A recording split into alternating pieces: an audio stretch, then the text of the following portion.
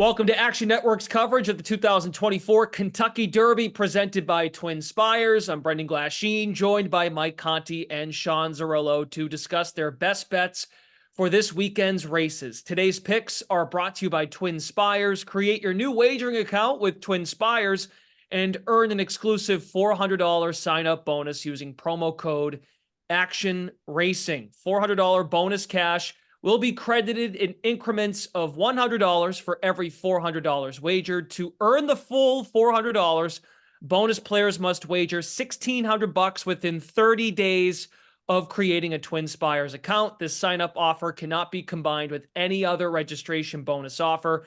Void wherever prohibited by law. Must be 18 and up or 21 and up where applicable. Terms and conditions apply. Sean Zerillo, I'll turn to you first. Best bets for the 150th Kentucky Derby.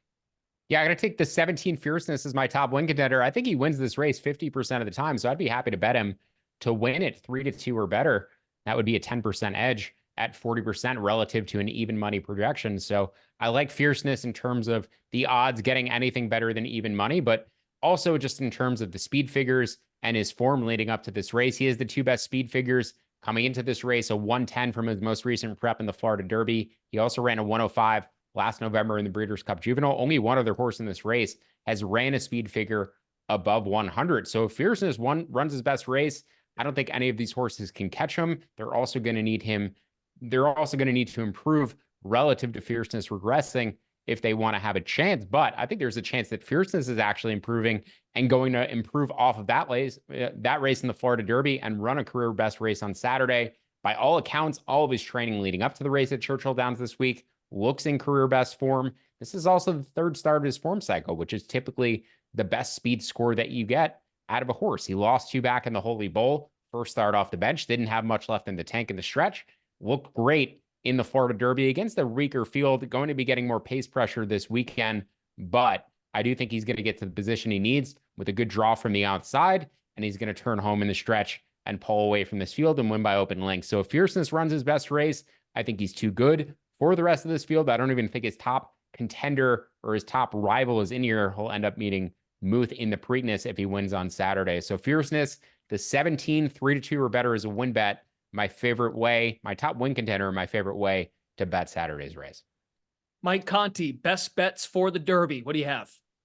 Yeah, so I agree with everything that Sean said about Fierceness. I think he is the most likely winner of this race, but it's the Derby. Nobody likes betting the favorite in the Derby. Come on, Zerillo. So I'm going a little bit further to the inside to number 8, Just a Touch. He's 10-1. His sire, his father, Justify, also never ran at 2. Just a Touch never ran at 2. He has 3 starts coming into today, a win and 2 seconds. That second place finish in the Bluegrass, he looked really good coming for home. The number 2 in this race, Sierra Leone, ended up going by him late. But the jockey of Just a Touch, Florent Giroux, when he got off, said that he thought that Just a Touch had another gear. And with that being only the third start of his career, if he can continue to move forward with his stalking running style, I think he has a big chance in this race at 10-1. The other best bet that I'll give you, Glash, we're going to go a little bit further to the outside, just to the inside of Fierceness, to number 15, Domestic Product. He's 30-1 on the morning line. When I did my initial handicapping of the race, Domestic Product was going to be my top choice. I couldn't end up there for a number of reasons, but he's a horse that I'm not going to let beat me. And at 30-1, he's worth putting a few dollars across the board on just to recoup if you need to.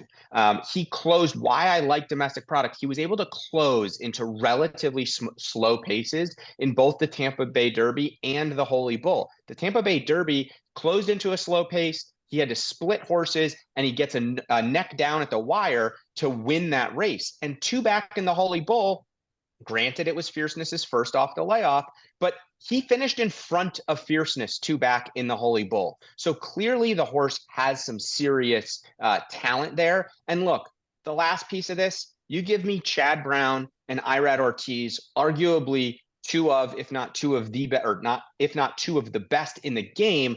in addition to the owner of Klarovich Stables, at 30-1, you're not going to see this on any other day than Derby Day. I'm willing to take my chances at 30-1. Let's discuss favorite long shots. Sean Zerillo, you look further down the board. Who interests you? Yeah, and a complete agreement with Mike on the 15 domestic product. He is my top long shot selection in this race.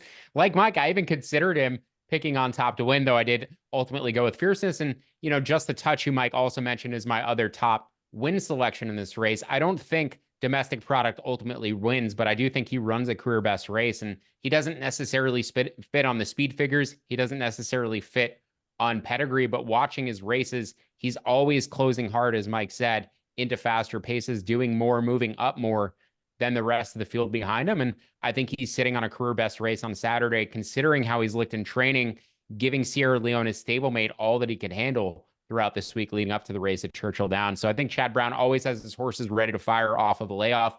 I think domestic product sitting on a career best race on Saturday. And I also think the number 19 Resilience sitting on a career best race on Saturday. He's currently 20-1 on the morning line. I do think he's going to outrun those odds under trainer Beaumont. Had him ready for the Wood Memorial in his last race, ran a career best after adding blinkers. Going to be a little bit closer to the pace in the Derby than I might have expected earlier in his career. But the Wood Memorial has not had a ton of success producing Derby results. That said, I do think Resilience is one of the better horses to come out of there in a little bit. So the 15 domestic product, the 19 Resilience, my two favorite long shot selections beneath the 17 Fierceness. And then I'm also going to use some 8 Just the Touch as a potential win contender as well. Mike Conti, long shots. Yeah, I mean, look, Glash, I don't know how much more you want me to give you. I gave you a 10-1 on top. I gave you a 30-1. But if we're stretching beyond that, and just teasing you, if we're stretching beyond that, I went towards the inside, number 6, Just Steel, another horse by Justify, one of the most experienced horses in the field. And you can make arguments on both sides of experience at this young of an age, at 3, this early in their 3-year-old season. He's got 11 starts under his belt. 2 of them happen to be at Churchill. He's got 1 win. He's got a 3rd place finish. He way outran his odds last time out in the Arkansas Derby. He ran second to Muth, who Muth, if you look at the Preakness futures, is the early favorite for the Preakness. If Muth was in here, I think he would probably definitely be second choice to Fierceness. There's a chance maybe he would rival Fierceness for favoritism in this race.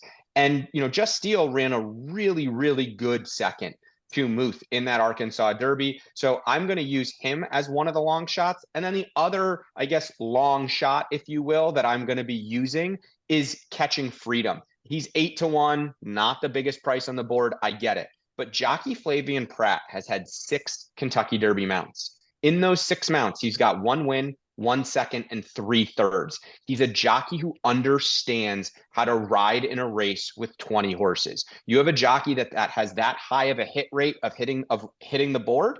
I'm all in. I'm gladly going to be using number 4, Catch a Freedom, on some of my other bets. Okay, gents, thank you very much. Sean Zerillo, Mike Conti, Brendan Glasheen. Thanks for joining to discuss best bets for the Kentucky Derby. For more horse racing content, be sure to check out actionnetwork.com and our Kentucky Derby Exotics Picks video.